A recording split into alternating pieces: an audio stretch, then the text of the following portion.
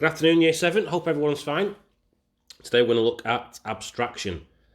So lesson objectives are going to be, number 1, what abstraction is. Number 2, use abstraction on your own algorithm as an activity later on. What is abstraction? So once we have recognised patterns in our problems, we use abstraction to gather the general characteristics and to filter out the details we do not need in order to solve our problem. In computational thinking, when we decompose problems, that's breaking them down, we then look for patterns among and within the smaller problems that make up the complex problem.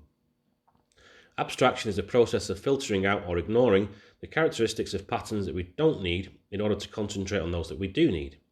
It is also the filtering out of specific details. From this we can create a representation or an idea of the problem we're trying to solve. Why is abstraction important?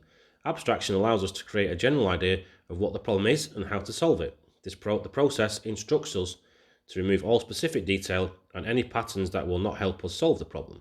This helps us form our idea of the problem. This idea is then known as a model.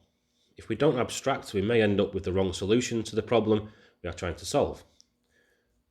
Ignore the cat bit there because I'm not going to do that example. So how does abstraction work? Abstraction is the gathering of general characteristics we need and the filtering out of the details and characteristics we do not need.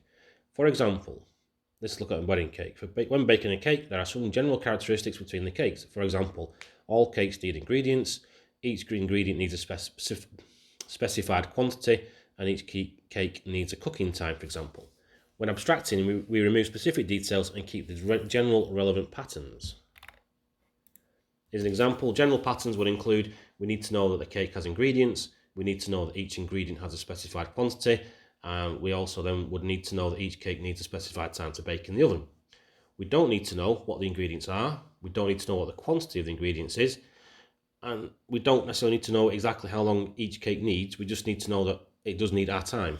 We don't need to know what that time is. So for your activity today, or at some point in the next 7 days, I'd like to use a bit of abstraction on the algorithm, which was mainly kind of like sandwich recipes and stuff that you had made for me a couple of weeks ago. So if you made a sandwich, for example, what are the common things that you used? How did you know how much to use? Again, pen and paper will do. If you want to use it Word or PowerPoint, that's fine, or even Photoshop if you're feeling that way inclined. As always, it's a video, so feel free to go back and watch it again. If you want to ask me any questions, feel free to send me a message on Show My Homework or on email, and I will speak to you guys in a week. Take care. Bye.